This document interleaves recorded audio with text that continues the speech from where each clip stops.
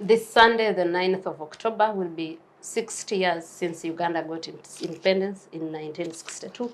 And today on Focus on Parliament, we look at Parliament through the years from independence up to now. And I think it would be important for us to look at the separate different structures and areas in Parliament, looking at its independence, for example, its size, its structure, and the budget, and also to look at how this has changed over the years since 1962 and now. Good morning, viewers, and welcome to this week's edition of Focus on Parliament. To discuss that, I have senior citizens. I don't know if you are senior too, Joseph, but I'll start with the most senior here, Honorable Augustine Ruzindana, the former IGG, former member of Parliament for Ruhama County. You're welcome to the show, sir. Yes, good morning, viewers. I'm glad to be here. Thank you. We also have Joseph. Joseph refused to be called a senior citizen. Of course, you are not a senior citizen. You are still middle-aged. Yeah? Joseph Ochieno, please introduce yourself and tell us your position in UPC and which UPC. My name is Joseph Ochieno, and good morning, viewers. I am definitely above youth. I'm delighted to have Mzee Ruzindana, and where he is, I cannot qualify as Mzee because these are elders. In fact, Mzee Ruzindana, as you said, are people who were in place in the 60s as we had the first parliament going through. So delighted to be here. Which UPC? There is only one, Uganda People's Congress, and that UPC at the moment is neither here nor there. But by end of October, there will be a UPC, only one UPC, nothing else, but one UPC with one leader, taking us beyond 60 years. Who is? Jimmy Agena?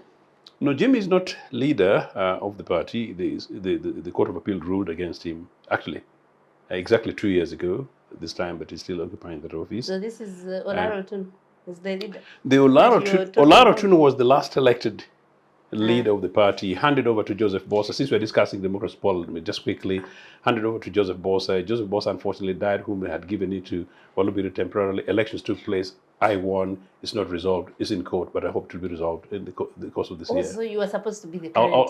Almost certainly, yes. I would be. Now the audience sees why I was asking which UPC you belong to.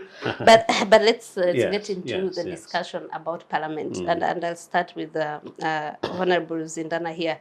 We have seen Parliament through the legical days, the National Assembly during Dr. Milton Obote's time. And then the National Consultative Council, the National Resistance Council, and the current parliaments we got after 1995 Constitution. What has changed in these parliaments from those days earlier up to this moment?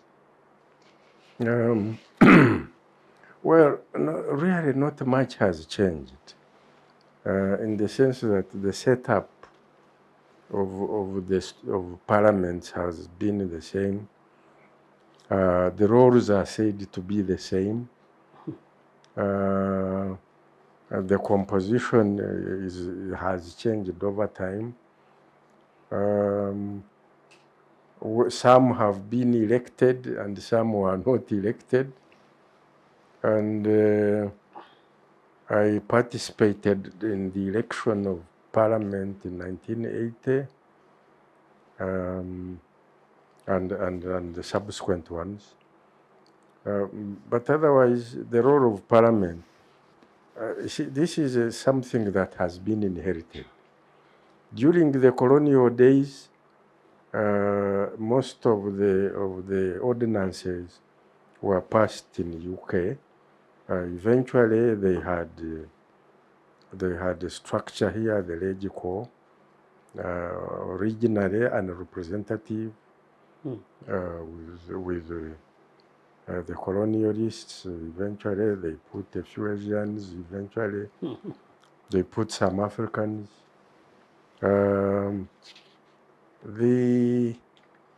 The ones before independence, I think 1958, the feeling of the legislature, there were some elections in the different local governments, And eventually, before independence, there were two quick elections. There was one election which was boycotted by Uganda, which the DP won, and the leader of DP, Benedicto Chiwanuka, became the chief minister, equivalent to prime minister at that time. Then a quick one was arranged, and that one is the one which led to the independence parliament. And the independence parliament had had three main parties: the UPC, the DP, and Kabaka-Yeka.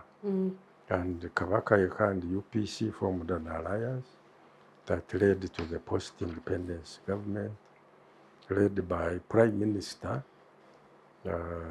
Milton Obote. Prime Minister, because at the beginning there was a Governor General.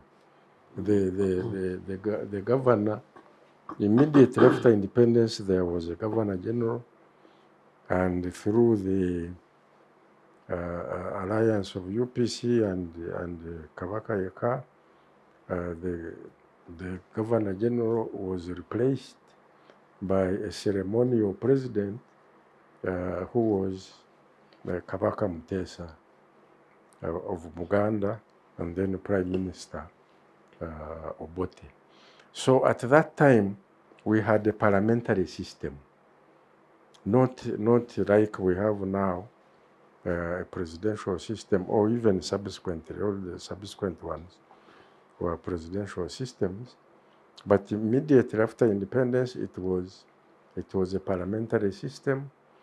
The Prime Minister was a member of Parliament and was leading the party that had a majority within the Parliament, majority through the alliance with Kabaka-Yeka. And he had an office in Parliament, and not only the office of the Prime Minister, but actually even within Parliament, as he had an office and was following the debates very, very keenly, and also participating in the debates.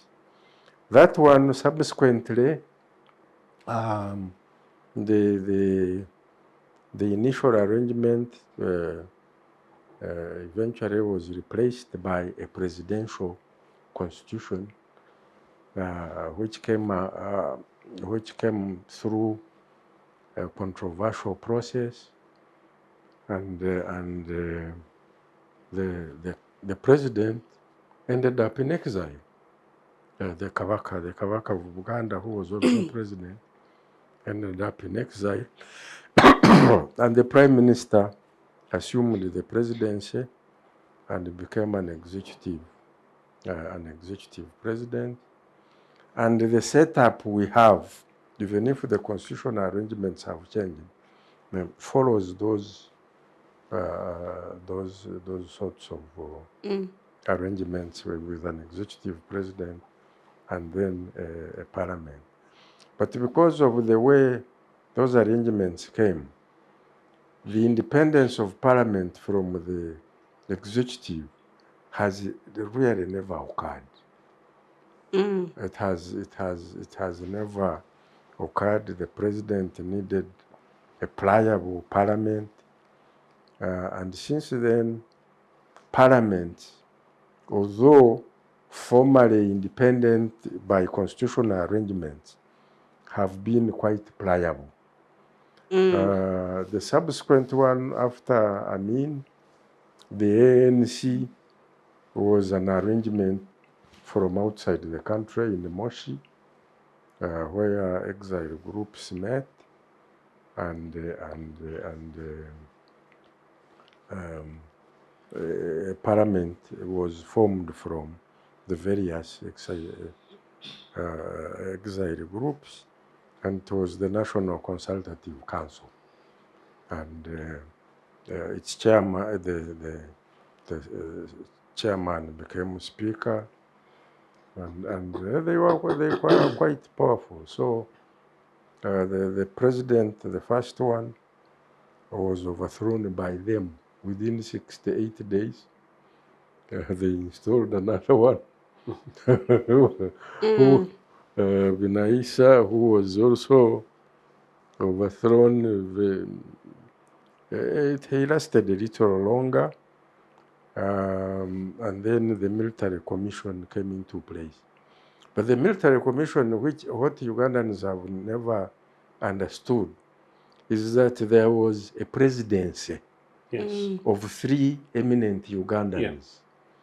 In other words, 3 eminent Ugandans were actually the head of state. Mwanga was never head of state. No, he was. But they were ceremonial. They were ceremonial, but they were the heads of state. Okay. 2 of them were judges, and another one, Wacha Urworo, was an eminent former civil servant. He had been a permanent secretary. And the 3 of them, the triumvirate, were the presidency, and then the military commission, which comprised various factions that had been involved in what at that time we called the Liberation War, that overthrew Amin, and it's those factions with Paulo Mwanga as chair, and Yoweri Museveni as vice chair, and several members of that. That was the executive, and so the NCC was there, quite vocal, and quite powerful, much more powerful than later. The NRC. The later parliaments, because as you can see, it could change presidents. Okay. The ones who replaced the Professor Rude and Benaisa. And Benaisa, and so they were quite okay. And then finally the NRC. The NRC was a party organ of the NRM. It was a party organ which, on capture of power, was transformed into a parliament. But because it was a party organ, the chair of the party was its chair. In other words, the president, the chair of the party of NRM became president of the country and remained chairman of the NRC. In other words, he held 2 posts of president and speaker at that time.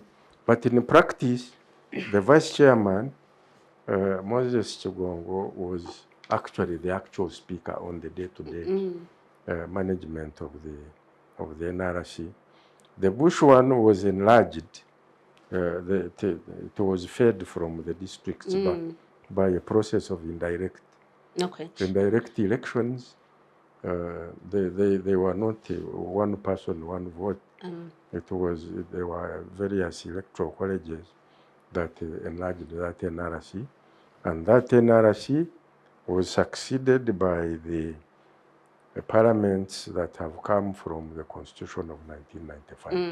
No, thank you very much for that preamble and good background. I wanted to ask you, Joseph, unless you wanted to comment on what he has said, but the question that occurred to me is when he talked about independence, that we have never had a parliament that is actually independent from the executive. Yet we hear people say the parliament of nowadays is worse. How would you compare the parliaments of yesteryears and the ones we have now in terms of autonomy? I mean, it's just the case, as Zay suggests, that the current Legislative Assembly is the weakest. It's almost comic. It's actually quite clearly a far worse legislative assembly today than possibly it was even 15 years ago when the likes of Mzee were there, although it was still a continuation of a process which he suggests that this is an assembly that emerged out of the NRC, which was basically an NRM organ, became a parliament, expanded, and a legislative assembly, as it were, with Mr. Museveni as the boss. And Mzee kindly also referred in a separate conversation that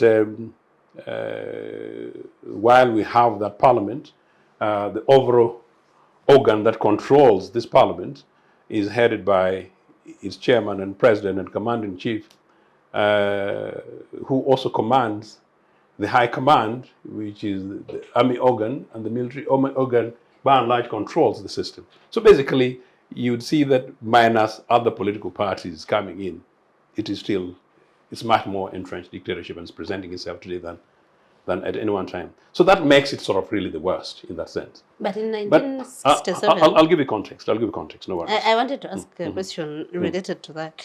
In 1967, the executive then abrogated the constitution and imposed on Parliament what they call the pigeonhole constitution.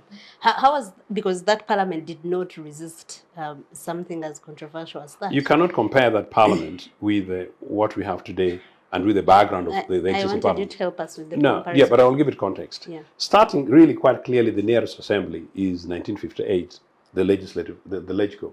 That is sort of the nearest that a reasonable sized number of Africans, Ugandans, engaged in the legislative assembly. Yeah. As it happens, that was the, if you like, the heyday of arrival of the likes of Milton Obote and very powerful legislators, committed nationals from across the country. It happens that because of the nature of debate and rigor, because of the nature of the composition and form, because of the issues then being raised, and particularly perhaps because there was a common thing called case for independence and a common thing called anti-imperialism, anti-colonialism, that the African voices there were very, very sharp. To the extent that in Obote's case, it took him only 1 year, 58 to 59, to be the star of the Legislative Assembly. To the extent then that when Ignatius Musazi was toppled as leader of Ugandan National Congress at the time, Obote was elected. Granted, also beyond that, what happened, which is very important, is that between 1959 and 1960, these guys were able to have a collegiate conversation around issues, because this is a political party driven by ideology, and that Uganda People's Congress was founded. But also to quickly push on to 1961, that first election was crucial because Mengo boycotted it, DP won it, but nearly 1 million votes were still locked in Buganda. UPC pushed that as part of the campaign for independence reform, and that's actually how the subsequent election in 1962 happened. And so, meaning therefore that Baganda were for the first time able to participate in the electoral process freely and democratically. From 1962, that parliament, UPC won those elections. It is not the alliance thing. UPC won those elections. This is the thing. The constitution provided for the winning party having 9 nominated seats as a governing party, which is part of the process. It's not quite uncommon, not uncommon in parliaments across the world, democracies. So meaning that UPC's votes, what they got plus the 9 nominated seats, because they're the largest party, could have formed a simple majority, except a simple majority of 3, which would have made it fairly weak. But beyond that, UPC had this commitment of a government of national unity. I'm giving it a context because it's important at 60 years what may or may not have gone wrong.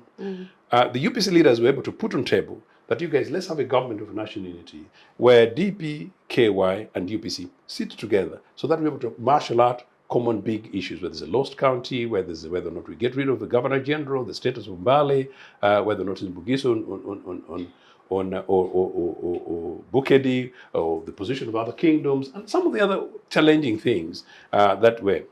DP refused, but DP refused to join because DP was uncomfortable with KY because the competition politics in Buganda, which was substantially religious at the time, hence the coalition government between UPC and KY.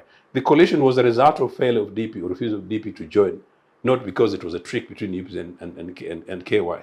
UPC did not need KY generally, but obviously it was a strategic adding the numbers for the purpose of parliamentary debate, which you're going to go to. So fast forward, 63, was it a reward for Sir Edward to become the president? No. I think there was a strategic common sense drive by the independence leaders that we are creating a republic to get away from Britain, so that have funny Governor General in Entebbe who answers to then British Queen, controlling us, and we are independent, number one. Number two, then, if we decide to have a president, so how do we do it? Do we elect from Parliament, from eminent other citizens? Well, that happens in the rest of the countries.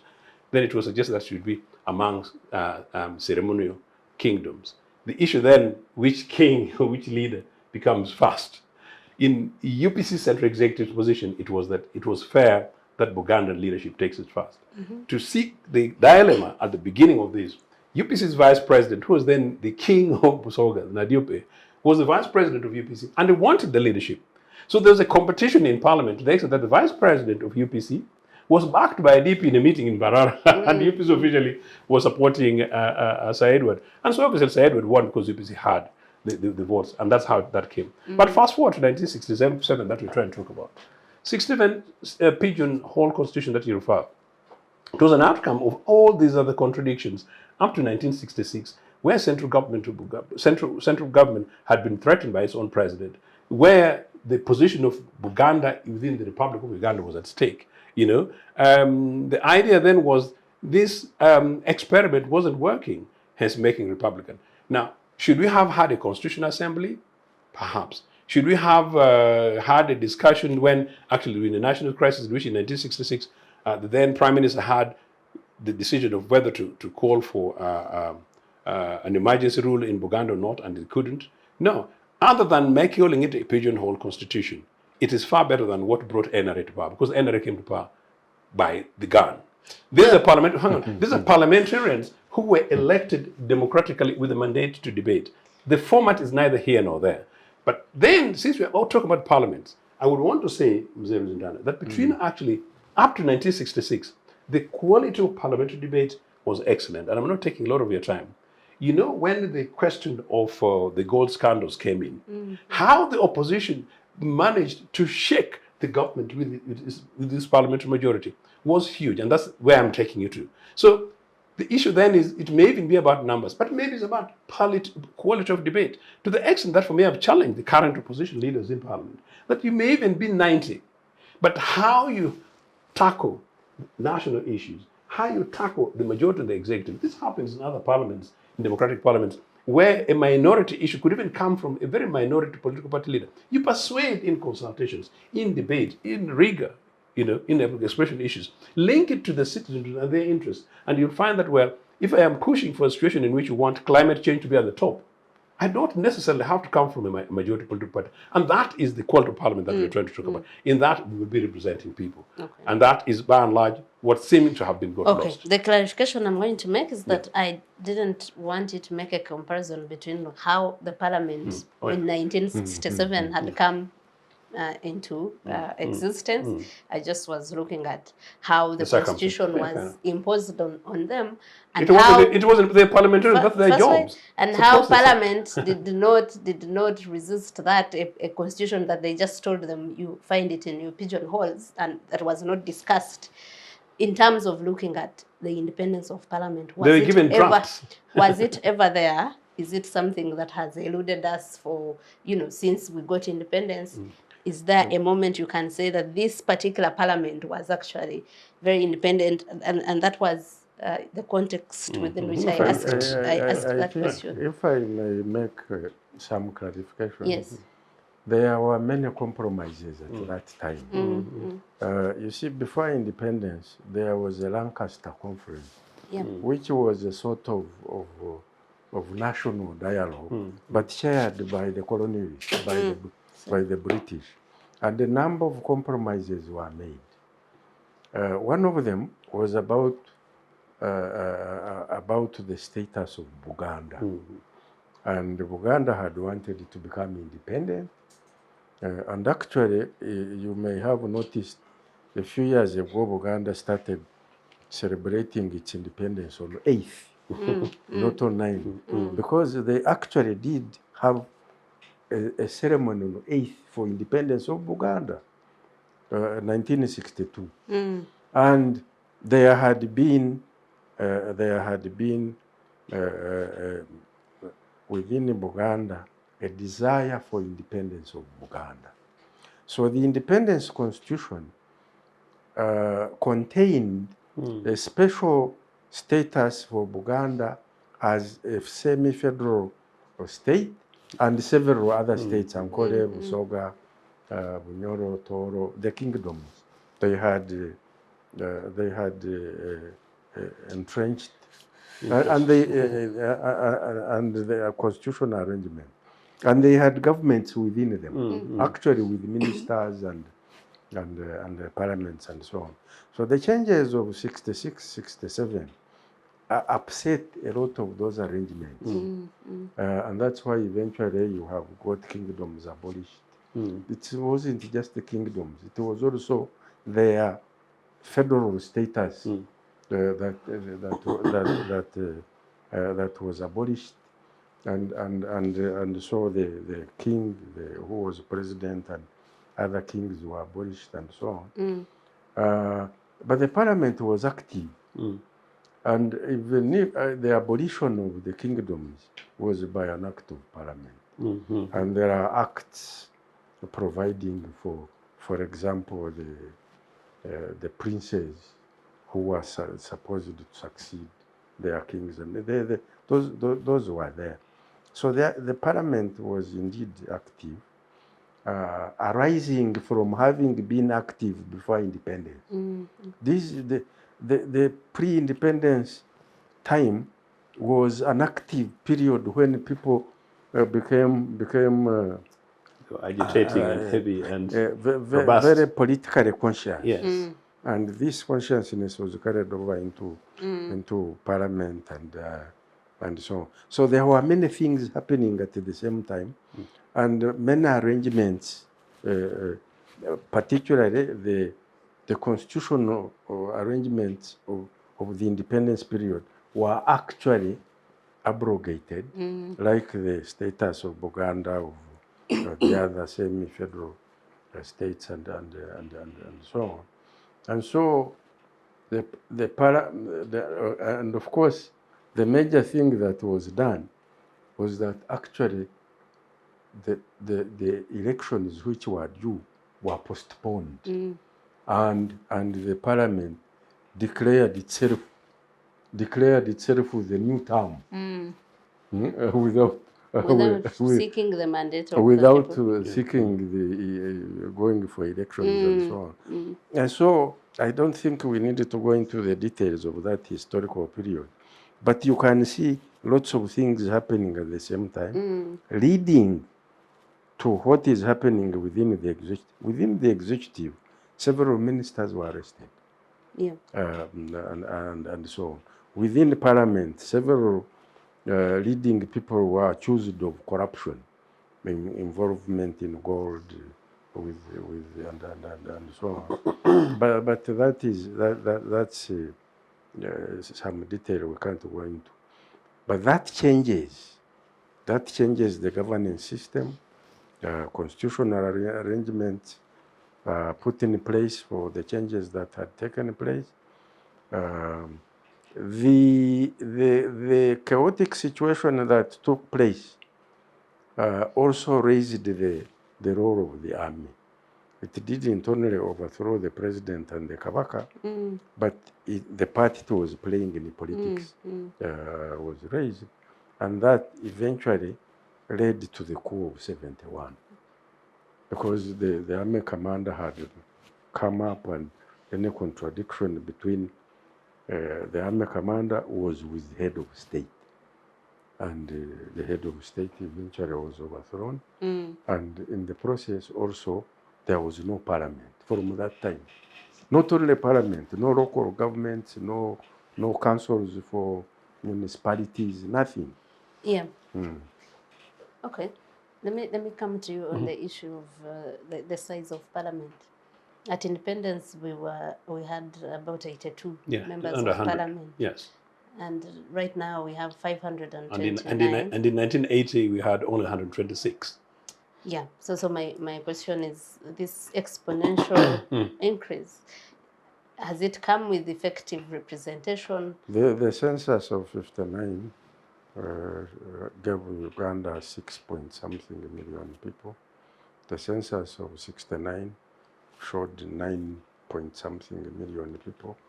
So you will have to look at the number of people and also the number of numbers. Yeah. And I need to point out that in 69, the population of Uganda was the same as the population of Cuba. In 69? Yes. Or 59? And the population of Cuba now is 11 million or 12, and we are about 50. Yeah. So what Honorable Ruzindana is saying we are doing well on matters of is population. that we keep talking about its size, we also keep in mind the size of their No, people they represent. He's being very generous to his colleagues, but of course, as our elder, he makes points in a much more reserved way. I must say that there's no justification for the size of the National Assembly today, because if we took the question of the population, we look at the size of parliaments of Kenya, parliaments of Britain, parliaments of South Africa, parliaments of India, the major democracies. I do not actually even think that these are matters that should be proportionate, if in a parliamentary constituency, proportionate necessarily to the population of the area, nor should it be so geographical that it actually casts identities that me, you from from the other corner of Tungamo and me from the other corner of Kisozi, we need to cut ourselves in half, which is basically identity demarcations in terms of parliamentary constituencies, let alone districts. I think it's wrong. I am very lucky that while I fundamentally opposed NRA's continued blocking of political parties and therefore absence of formal parliament, that I ended up in exile in a country that was the mother of multi-party democracy, the mother of parliament, British Parliament. I am absolutely familiar with it. It's admirable. Members of Parliament, how they take seriously their works. Members of Parliament, how they engage with their constituents. Members of Parliament, how they write to me as Ochieno, just a mere chairman of the branch Labour Party, and they give formal monthly report, including a policy why did not come. Members of Parliament, how they're anxious to go on to the to be seen on the pulpit, especially when they started televising parliamentary proceedings, to be seen that they're actually caring and raising issues for their people. The response that is now the legislation, how the executive responds. You raise a issue to a member of Parliament, your local MP, writes to the minister. The minister is obliged to make a formal report, and it's a detailed report, and I cannot tell a lie. And in most cases, then the member of Parliament has just got to follow up and pursue these things with the respective ministers and civil servants. That is how these things should work. I said in a different program that, and I hope my sister Anita is watching, that she gets much more interested in some of the things that I had briefly discussions with Jacob Olanya, that they should look very seriously, not only at the question of composition, because that was difficult for them, but rather the process of Parliament that we spend huge amount of money on, numbers notwithstanding, but quality and content in terms of deliveries to our people. That is absolutely wrong that the citizens whose numbers we build to compose these find it a privilege simply to say, hello, MP. For me, I would almost want to make it mandatory that members of Parliament, the allowances that they take, they go to their constituencies and constituency surgeries, and constituency surgeries are not a privilege. They're basically, that's why they're elected, to represent their interests. But number two, when they come in here, which is the robust element that we're trying to talk about, that legislators should know that's not a privilege for a minister to respond to them. And that perhaps people who now head the Legislative Assembly in the name of speakers hold government ministers to account, that Parliament is not a seat for making fun and jokes, but a serious state, particularly now that it's televised, that the whole country is watching, that is how monies are being spent. So basically about those. But very quickly, I'll take you back to the 60s, I'm sorry. Yeah. I have a view, and it's possibly a matter of fact, that although, yes, the grievances and issues of 66, 67 caused the Amin coup, for the purposes of the young audience, it was basically bad blood, and you could take it back to the question of the Lord County in 1966. But the overthrow of Milton Obote's government was a direct result of Uganda's commitment and Obote's commitment to the liberation struggles in South Africa. So it is actually linked to the parliamentary investigations, yes, of Idi Amin on the gold scandal in Congo, which was found to be true, because it was true. Obote had sent their Amin to try and support the liberation struggles in Congo, but Amin exceeded and went ahead onto gold scandal. That happened. It came before Parliament. It was investigated, and it was found that he was wanting. Number two, Amin was found to have killed Brigadier Okoya, whom he saw as a threat in 1970. And in 1971, after Singapore conference, for which Obote was the official spokesperson for anti-apartheid, Obote was going to come back to arrest Amin on the basis of those two. Israeli intelligence, backed by Britain and America, tell them that, look, you know this guy when he comes from Singapore, he's coming to arrest you. So we can help you do what? Take action before he touches you. So that's how Amin overthrew the government. So yes, the other issues were that there were already conflicts. In Amin's case, you could actually say that Parliament exposed Amin, and exposing Amin caused Amin to overthrow Obote, who was going to arrest him. But if we don't take it that way, then we might assume that, well, perhaps it was because on this occasion, Amin had become such a good friend of Obote that he was basically supporting him and helping him. So I thought that is what I could say on that. But then fast forward to the 1980 Parliament, that is important. I actually only wish that we were able to interrogate it much more. Again, as I said, unfortunately, Museveni launched a bush war, but Museveni only had one seat in Parliament. The remainder of Parliament was mainly UPC and DP. In terms of composition, about 74 thereabout to 53 or thereabout. But what happened in Busoga, there was a mass exodus into UPC. Basically, guys crossed the floor. I still believe that should not really be the problem. I'm saying I don't know why democratic opposition in Uganda at the time could not use Parliament very well. But I think we have little space. There is evidence that people played politics of we either get it or you don't. Likewise, I would be very interested to see how members of Parliament in the UPC, whose own chief whip was Osinde Wangurma area MP, how they managed to critique the executive and other arms of government, how they did their work in such a manner that they were not abusing their majority, because that's part of the problem. Abusing your majority, and whether or not you're actually delivering in terms of rigor of checking the executive, checking the legislature, checking the fourth estate like yourselves. I noticed Parliament only checks you guys when you expose one or two things, when you talk about it. That's not their role. Okay. And by the final point, parliamentary system continued up to really, you could argue, up to 1995. Because even Obote too was a parliamentary system, except that, of course, the leader was the president. Parliamentary system meaning that the largest party forms the government and the president is not elected directly. As it happens, generally, actually, there might be a bit of contradiction. That system, when you have a robust parliament, is possibly the better. Because citizens are easier to hold these guys to account. There is much more rigor. There's much more robustness. Maybe some of the parliamentarians who don't even know issues to do with the manifesto, you find a member of NRM saying that this is my manifesto. Manifestos are policy party documents that you should go to sell, that this is our program. The only thing that makes me different in Toro or with UPC is that I'm a UPC person, but I'll do it like this compared to the other UPC, the other side. So basically that's it. And I think the more we look at this, the more maybe we'll be able to find qualitative way of legislating going forward beyond 60 years. Yes. Okay. Honorable Ruzindana, you seem to have a different view on the size of Parliament. No. I don't have a different view, actually. You'll just explain. The current one is too big. Yeah. And the reason you find that Parliament doesn't become quite effective is that actually there is no way MPs can have the time to participate in the Parliament when there are so many. That's interesting. Yeah. When they were fewer, all of them could be active. Or on any topic that comes before Parliament, eventually a speaker knows that on this one, so and so, so and so. And you'll find that when about 30 members have spoken, virtually there is nothing new. There is nothing new that can come up.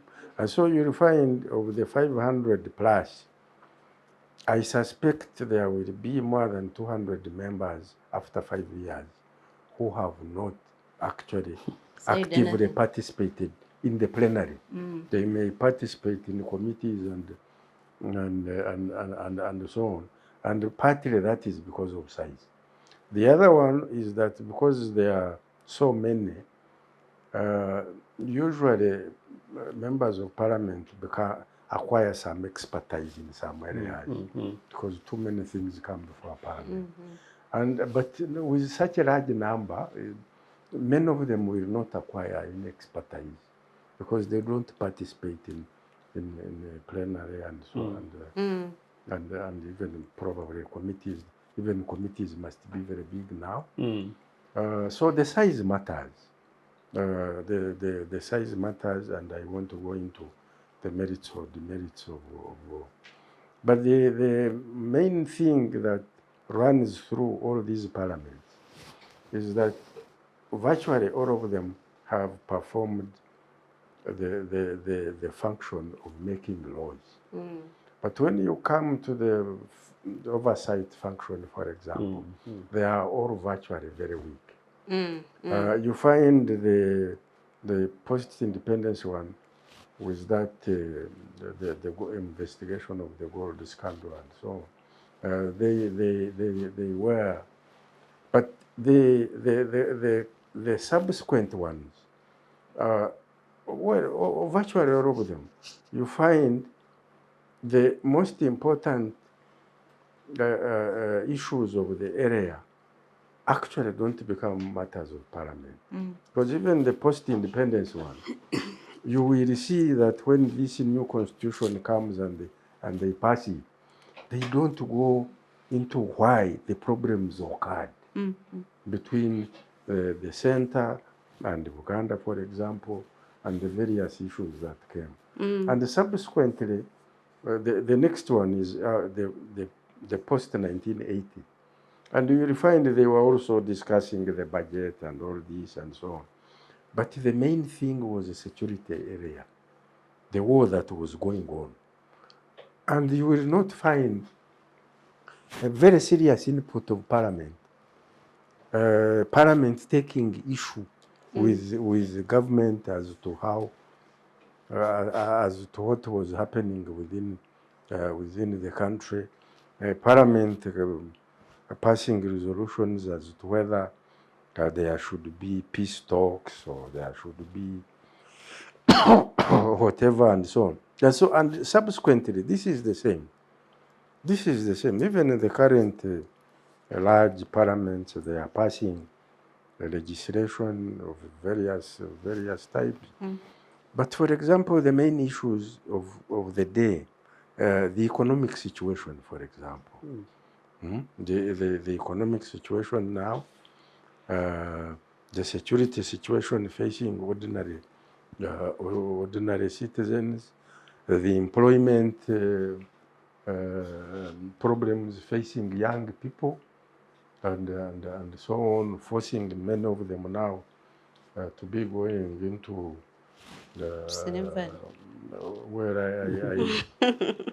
into employment contracts in the Middle East and other places that are unfavorable.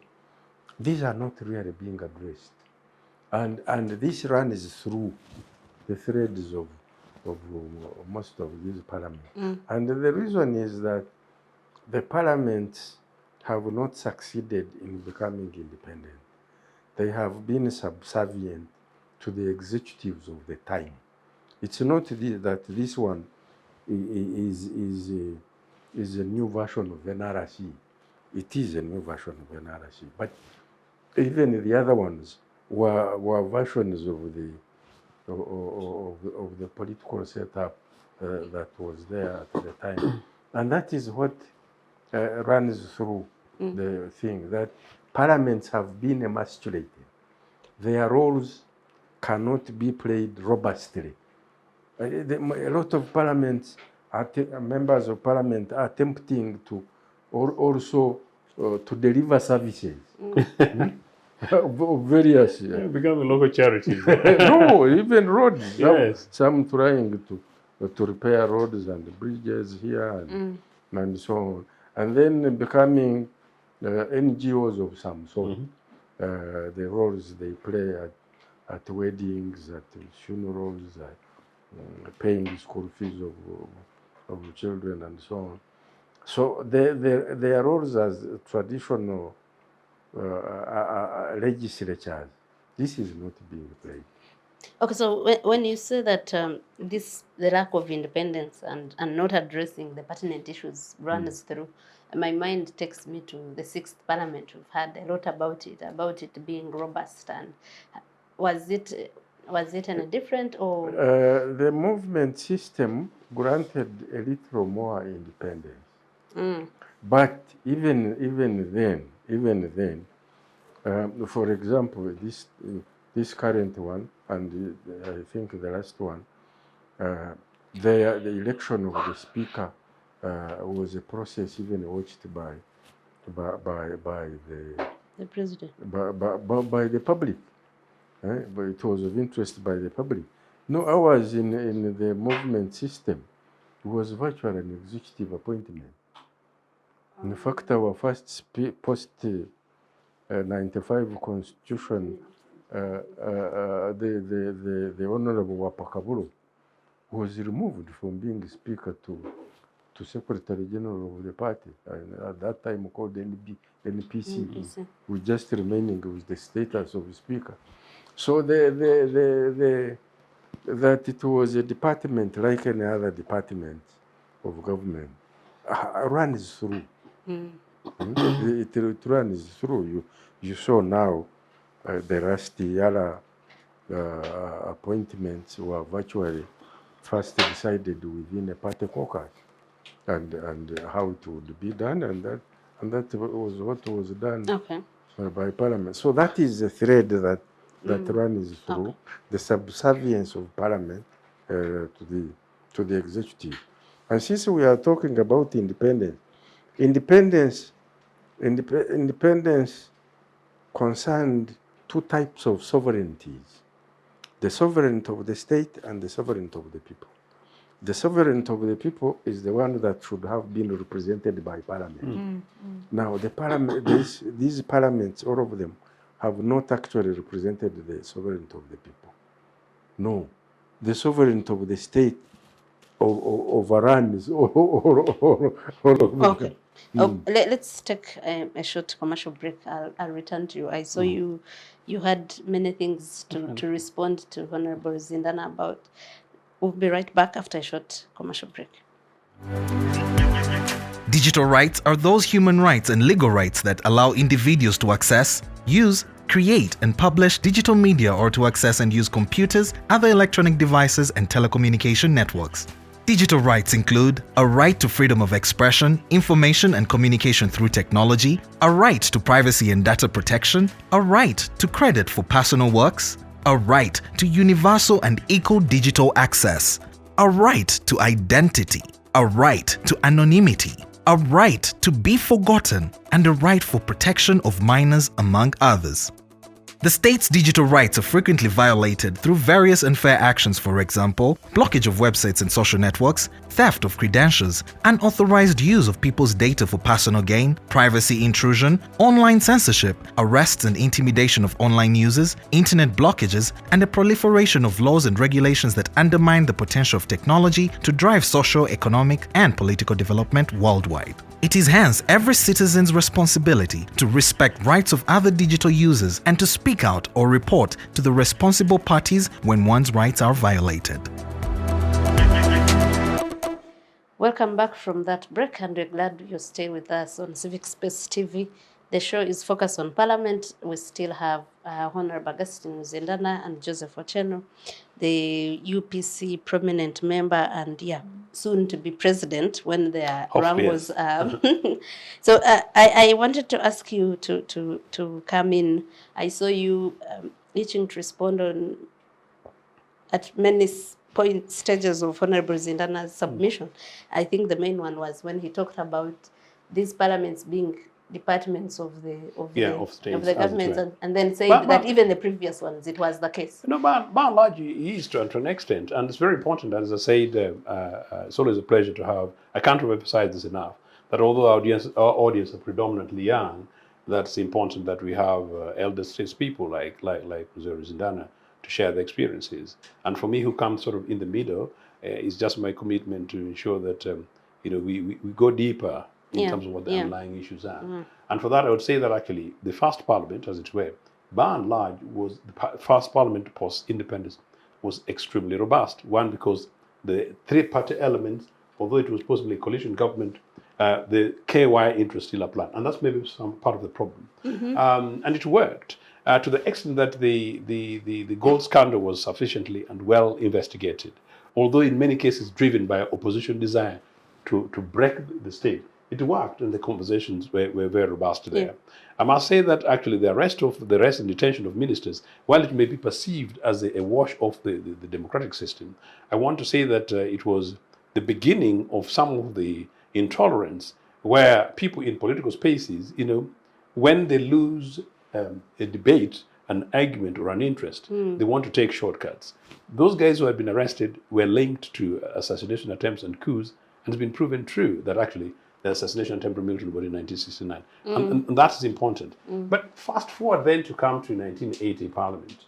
I actually believe that as a beneficiary, as I said in the early 80s, my member of Parliament delivered. He delivered a new secondary school in every sub-county. In mind, it was 2.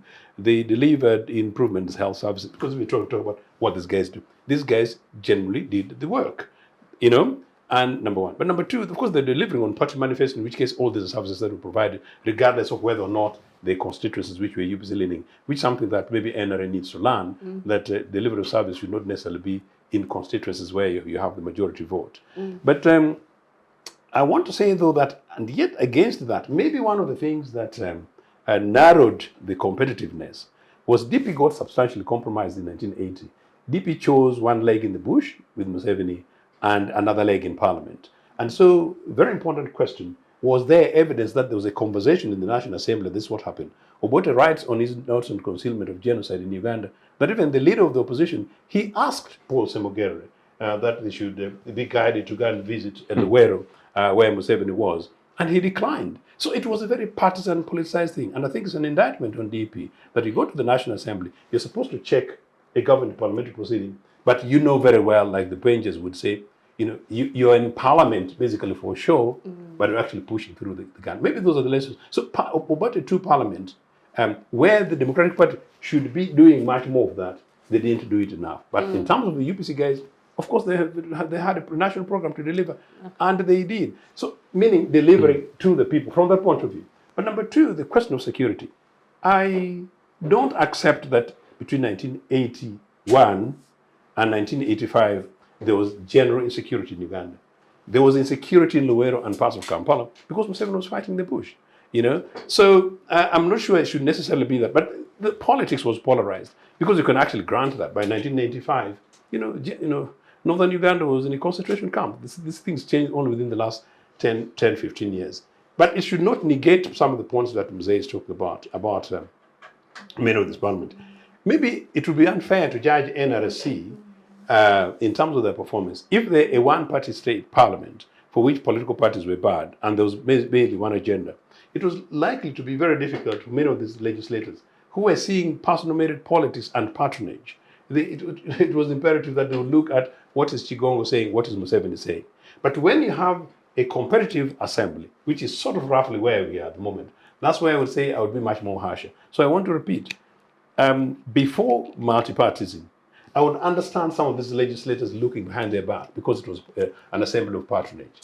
Where we are at the moment, it is important, if we look back to Hansard in the mid-60s, and possibly Hansard in the mid-80s, you'll see, in the early 80s, you'll see how the scramble was. But it was about partisan interest. But in UPC's case, I would argue that they're pushing an agenda which is basically a general national development agenda. But, these things, you need to have a partner. And maybe going forward, whichever political party in government, in opposition, I've always argued about this. We need to learn as a culture, Mzee, help us learn as a culture to be constructive opposition and to be responsible government, to be decent and responsible winners for all, and be people who learn to lose and to lose an election. And when we lose in elections, we don't break all people's necks.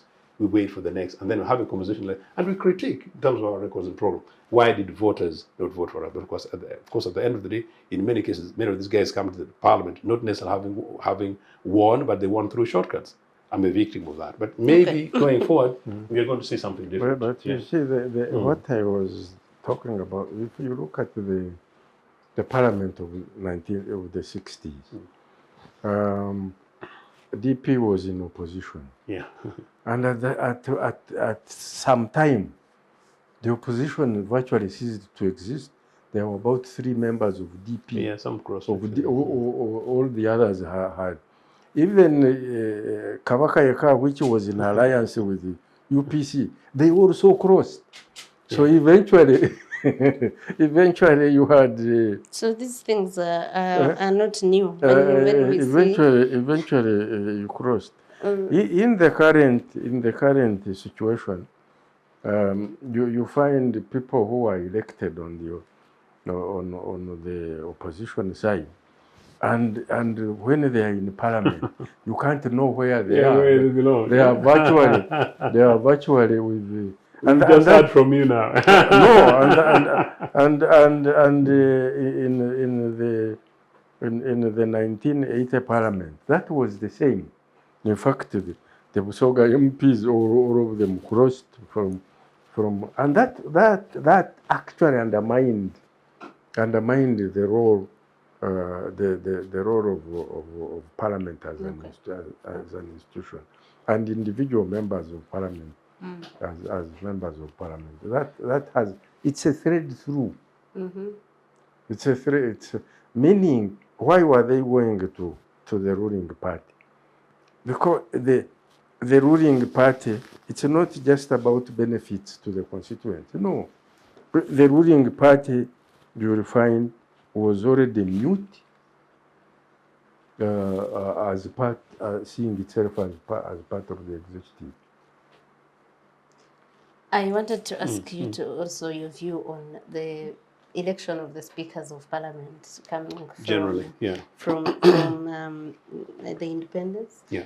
When Honorable Ruzindana was talking about the previous one, I thought she was going to talk about the one in 2016 where President Museveni came and sat there to make sure that the one he wanted was elected.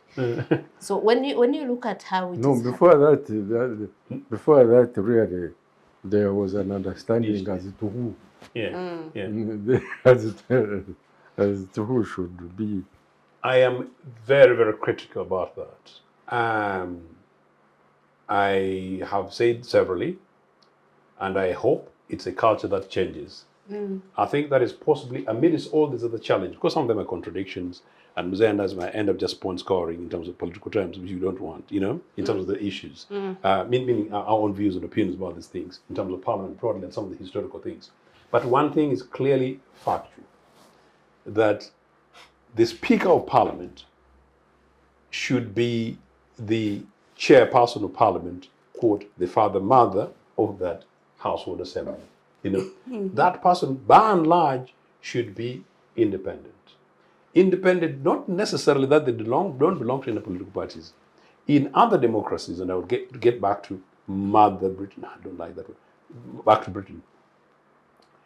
Even when the political party in government, after winning an election, like Blair wins landslide elections, the person they want to elect as a speaker, that the members will go for, they'll go for somebody with experience, they'll go for somebody who's got rigor, they'll go for somebody with the record, track record, but they will tend to go for somebody who's genuinely independent, or relatively independent, independent mind to go and be able to, but above all, somebody who's fair.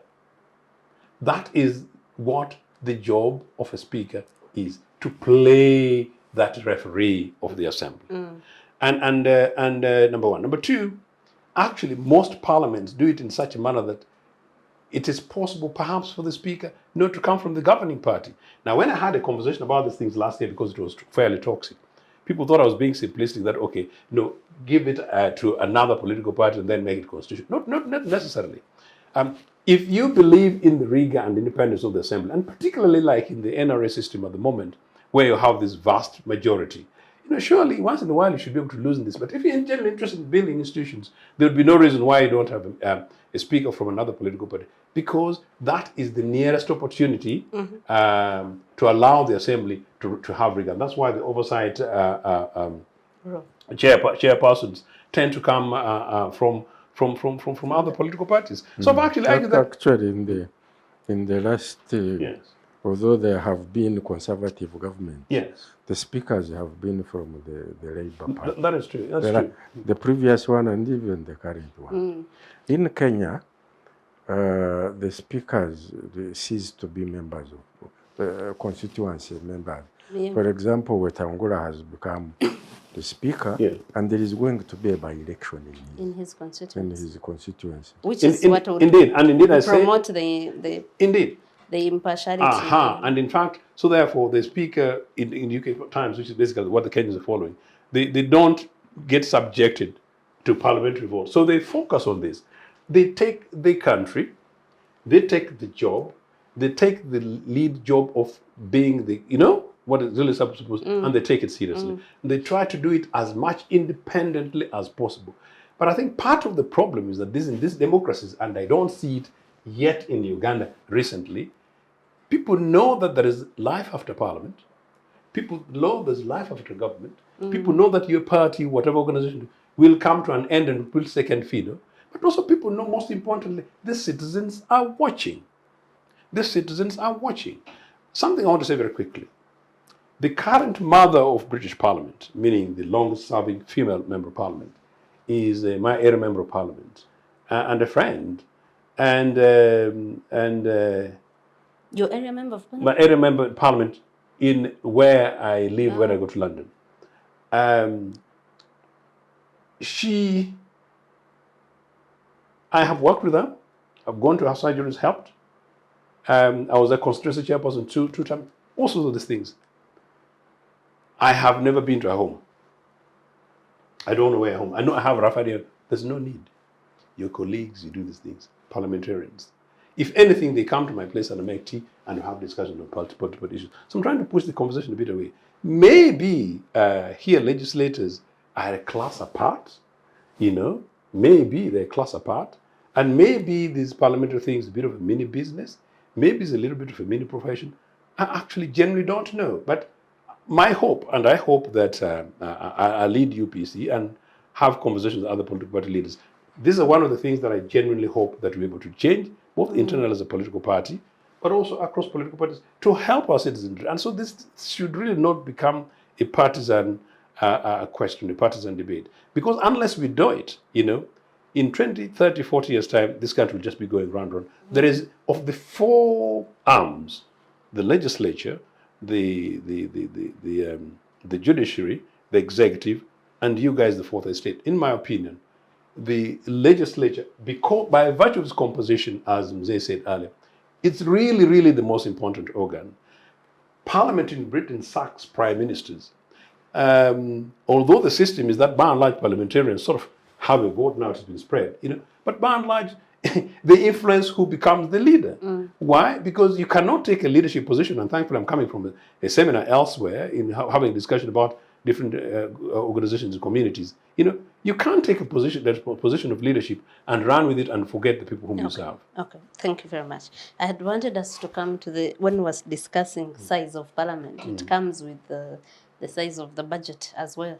I didn't have a chance to look at the figures of the budget after independence, but at least I think in the sixth parliament it was slightly over 100 billion. Now the budget of parliament in this year is 914 billion, coming to 1 trillion shillings. We do not see this come with corresponding output and value for money. Honorable Ruzindana, what creates that? And how does that now take away from the service delivery, what they are supposed to do for the citizenry, when you find that now you're spending about $1 trillion on Parliament? The size, I think the size is, I don't know how we, if you take India, India has now got almost 1.4 billion. But their parliament is not commensurate to that population. But they also have parliaments of states. The parliaments of states also, and the governments of states and so on. So when you look at our from the 95 Constitution, at that time there was a population quota of 70,000 average for a constituency. By now the population should have changed. But that one has never worked properly. If you see the representation of Kampala, for example, I am surprised the Kampala people have never complained. Kampala is underrepresented. It's underrepresented permanently with about eight members of parliament for so many millions of people. So is Wakiso and all these other densely populated places. When I was a member of parliament, I had the largest rural constituency. You would find someone winning with 5,000 votes. I think now there must be about 150,000 voters in the same equivalent constituency. So the question of representation and size, the parliament is big, but the representation is not equally distributed, and that is something that should be considered. Two, with regard to the representation of women, the affirmative action. The affirmative action has a progressive element, but it has a retrogressive element with regard to the requirements placed on a woman member of parliament. The burdens, yes. Because if you look at Kampala having one woman, Wakiso having one woman, that constituency alone negates the affirmative action element of it. So there needs to be we need to relook at the representation of women without punishing them with what we call affirmative action, because we really punish them. How does a woman run around Kampala? Not only physically, but the resources required to set up machinery for each polling station, and so on. So there is the representation bit has many angles. Of course, usually constituencies, you take size of an area, not only the density of population, but that aspect needs to be. Then there is the representation of the institution of the armed forces. It doesn't originate from NRM. It was there before NRM. It has been continued. I think there is need. Was it there before NRM? Yes, it was there. So we had MPs in those other parliaments? Not the independence one, but the subsequent ones had. So now we need to evaluate, to look at it and see whether the circumstances that created that representation still persist. I do think they don't. There are members of parliament that have retired, former army officers, and they can represent the point of view of the not serving. They are quite usually many. It's like the token representation of youth of 5 members and disabled and so on. They really don't, the 5 members don't represent the youth. The 5 disabled members represent NGOs, those of the trade unions. Somebody even formed one and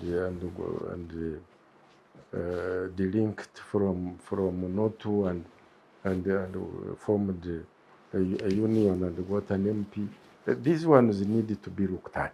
It's part of the size. Okay. They are not; those ones are not many, but really they need to.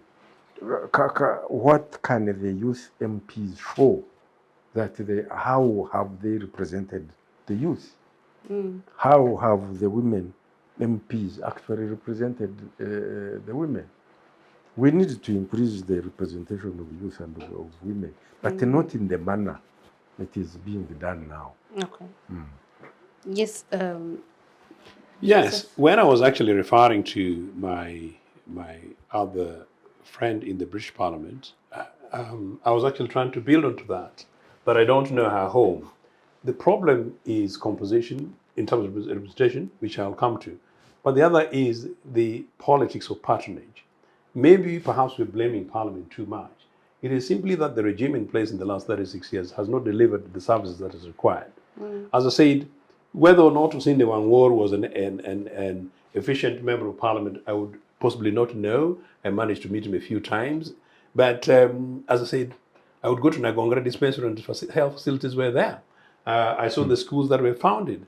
I could still travel by bus. I could travel by train to Kampala. We never went hungry. When eventually I came to Makerere, I could be paid boom. And I was able to continue with my education by and large, and that is even post Amin and while NRA guys were in the bush, and I felt reasonably okay. So that is really what the issue is. Did I need to go to Osinde Wangwo to ask for school fees? No. In university, I was instead paid to study.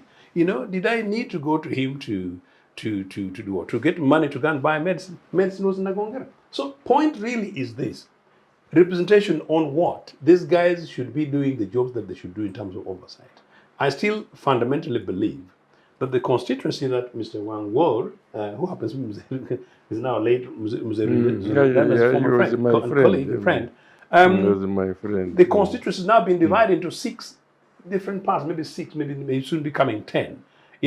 Not a single new hospital, not a single new public school. Instead, the school that he brought, a teacher training college that brought it to Malanda near my good friend of Fono Pondo's home, has sunk. So those really are the issues. It is service delivery. That is why when we have a compromised assembly, they have the incapacity to challenge the executive. As I said, a member of parliament said, Kisoko Secondary School, founded by UPC in the early 80s, 100 girls queue for a pit latrine. 34 years, this school was supposed to be built and equipped within 10 years. What has happened? Obana Madam Minister. Instead, the member of parliament writes in a social media group, tomorrow we'll go down there and we'll have a look, and parents parents should take responsibility. Not surprising if he goes, in this case it is a he, people will be expecting him to come with bags of cement. That's what I'm trying to say. Is it their job to become NGOs or volunteers or what? Those are some of the changes that we need to be able to do to deal with, and that does not exist. But on the representation element, I think the last conversation we had, which we were privileged to be jointly together, I actually made a suggestion that indeed this tokenist representation of youth, this tokenist representation of special interest groups, it was an NRA fight really for a populism thing. And the army thing, granted, there was an army thing from 1980 following the overthrow of Idi Amin, but it wasn't necessary anymore. And particularly this other one came in, was it because it was there? It was a new constitution where people sat back. Why in 1966, why in 1995, people didn't say, we've got rid of those terrible dictators, now we're writing a new constitution, there is no guarantee that somebody will go to play around with this thing. So you soldiers, please go back to the barracks, we are democratic. After all, Mr. Museveni, the margin guy from Luweero is going to be saving us. They didn't. So the members of parliament, particularly from the army, must be reviewed. But the other thing is, part of the background was, in the constitutional making process, and I criticize that, 10 members of the CA were soldiers. Only 2 slots for political parties. The only constitution in the world that has had that constitution-making process is this other one. And that is why it should be amended and changed. But beyond that, I have a view that the constitution should be amended to compel political parties to go on to the affirmative action question which is being raised. My own UPC way would be this, that political parties and political leaders are obliged and compelled to ensure that in every primaries in elections, that maybe of the candidates shortlisted, maybe 3 are women and 2 are men, something like that. In the mainstreaming of the constituencies. That really reinforces the power and authority and ceases to become tokenistic. And you're absolutely right. Indeed, Mzee is absolutely right. Even if we did the district thing, even if we reduce the population, it is still just unfair that one person, woman for a district, even if it's a small district of 2 members of parliament, she's substantially disadvantaged. But what is her job? What is the job? What basically are they representing down there? Women's interest is not the person representing them at the top, particularly if they can't even make a statement in parliament.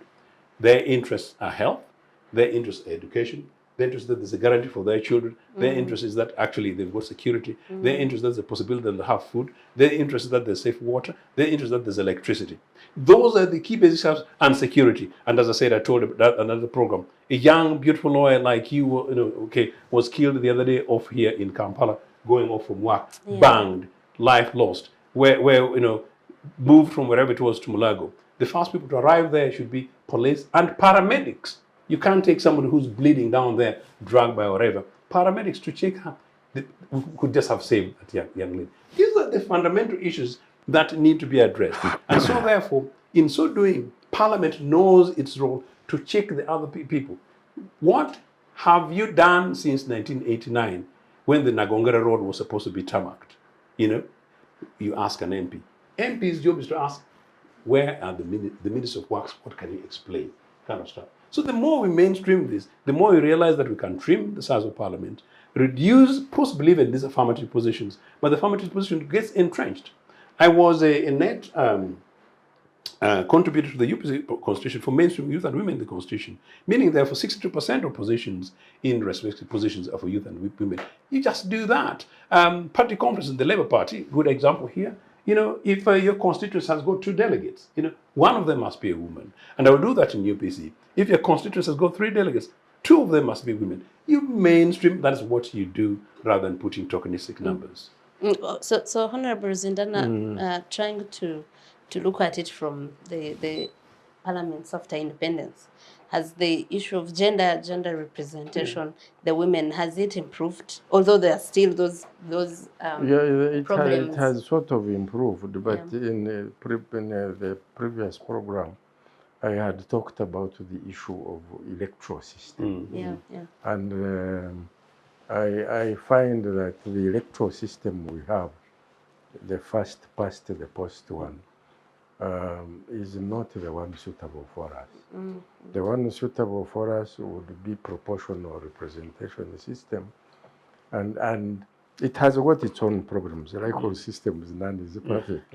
But with regard to, for example, gender equality, representation of youth and other minorities and so on, it probably has more merits. But 2, it gets rid of the commercialization at individual candidate level of elections. Individuals that are participating in elections don't actually have to raise much money. And finally, it removes the element of representation, whether in parliament or in councils, being an investment that must be returned when you arrive in that particular place. And you have seen it that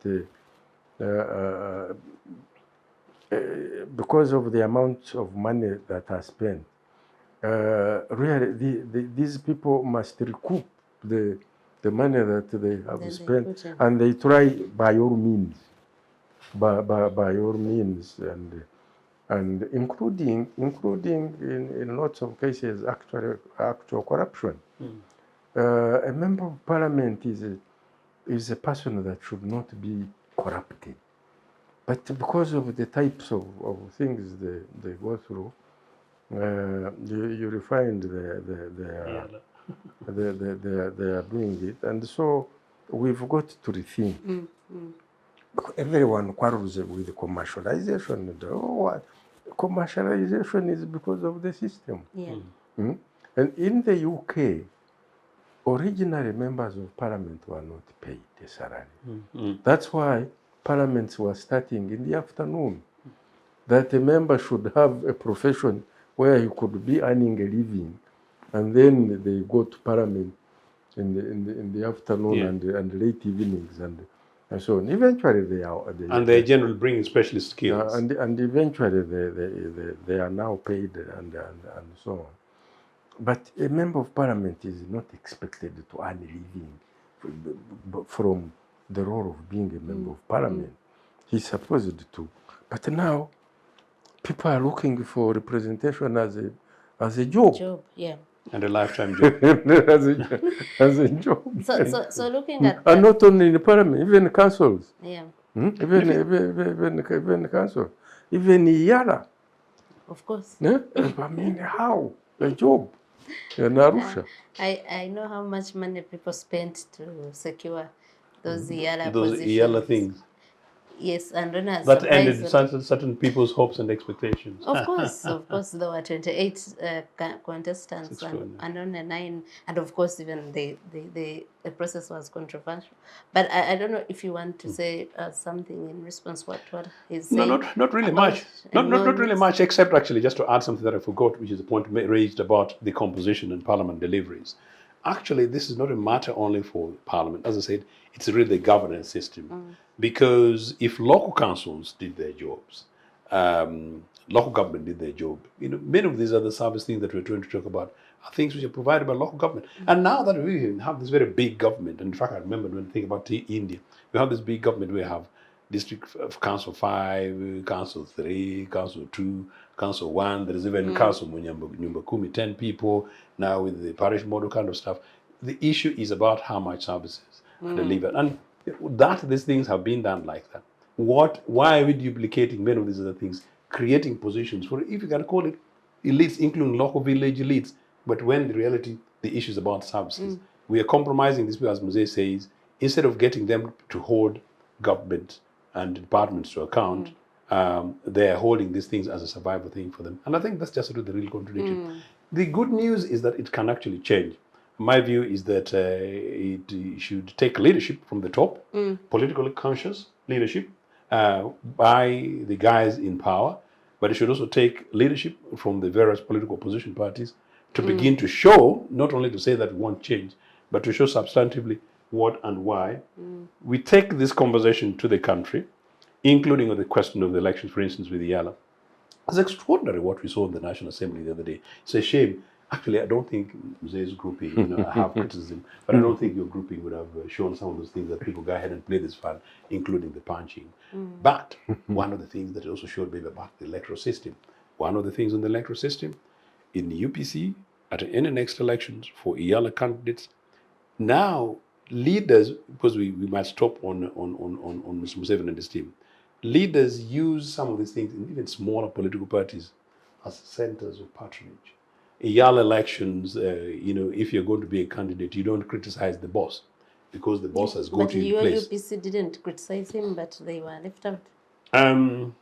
It's not by UPC. The people who... That was the other UPC. No, there's only one UPC. But actually, that's a very good example. I'm quite happy to talk about it, but in a good way. Very quickly, because I'm using it as an example. The elections to the East African Legislative Assembly should not be a matter for a parliamentary caucus. It should not be ideally a matter for the executive, meaning something that of a political party leader in Uganda House. It must be something that should go to the members. In that way, if I have something to deliver at a Moshi and Arusha and Nairobi, I will be able to go and tell the people of Nagongera, this is what I have for you, and members of the party across the country, that this is what I have. So we end up actually having Iyala representatives to silence them, or people who are just positions of RDCs and others to silence. So it's important. This is about our parliamentary democracy and the future. It is something too serious to politicize. Okay. We need to go, but I have one last question I wanted Honorable Ruzindana to help us with. The structure of Parliament, in terms of committees. Right now, I think it has over 30 committees. And every other day, there's an ad hoc committee to or select committee or whatever to investigate Naguru land, this and that. There was even one to investigate Musonera and the money for the vaccine. How does that make it any more effective? Because I know that in the 6th Parliament, for example, there was one park. Right now you have Park Central, Park Kosase, Park Local Government, and so many others. What do you think about? No, obviously now with the large Parliament, the number of committees would have to increase to accommodate. Because the rules provide that every member should become a member of a committee. You can't opt out and say, I don't want to be a member of the committee. And there are so many now that there would have to be numbers of committees. With regard to the Public Accounts Committee, I was chair of Public Accounts Committee 96 to 2001. We are the ones who recommended the splitting of the Public Accounts Committee to have a Public Accounts Committee for central government finances and the Public Accounts Committee for local government finances, because it was physically impossible to handle all that work in one committee. COSASE is not a Public Accounts Committee. It is a committee that should be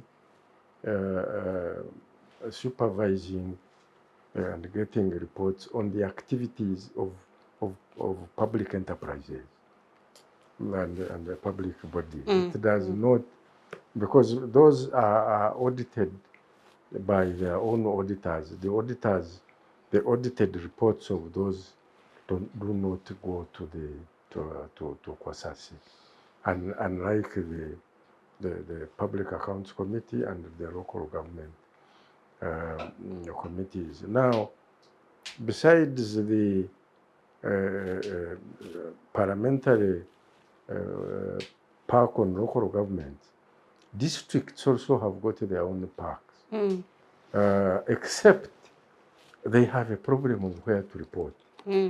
Whereas a committee of parliament reports to parliament, the parks of the districts are not composed of councillors, so they cannot report to districts. And actually, their reporting system hangs in the air, and their reports eventually go to the committee of central government, parliament. But there is a lacuna there. Okay. There is a lacuna there. Now, the committees do important work. Bills relating to the sectors where those committees are actually get referred by parliament to those committees, and they do much more thorough work. Issues relating to the sector of those committees, let's say education, health, defense, foreign affairs, and they all go into those. Okay. And I suspect, I am not really sure, but the committees should also cover the current departments of government. The current. Yeah, that's how they should be designed. Yes. They should be designed in that way, that they cover a vote, a vote of a particular. Yeah, some committees cover more than one vote. So I don't know when they decide to say let's increase the number of committees to cover. For example, there are new committees in Parliament right now, like human rights. Like I don't think they were there in the parliament you are in, for no, example? no, there was equal opportunities. It's still there. That one was there. I think it is a requirement that it should be there. But the Human Rights Commission reports to Parliament. So there must be a committee that deals with its reports. The IGG reports to Parliament. Unlike the Auditor General is an officer of Parliament. And the other institutions of good governance are not in the same relationship Okay. as Unfortunately, the we have to close. I'm going to give you Joseph, and you give your final comments on this as we. No, I just hope that current legislators, current political leaders recognize that the size, composition, and structure for Parliament is not sustainable, nor is really the size, composition, and structure of government generally, including local government, sustainable, because we just simply can't afford it.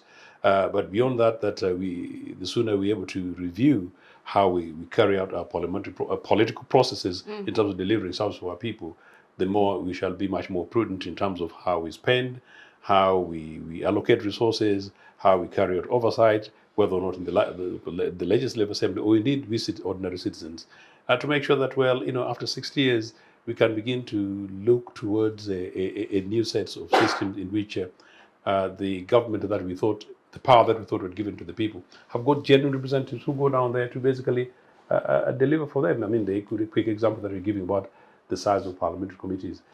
Parliamentary committees, select committees, usually they're extremely very powerful.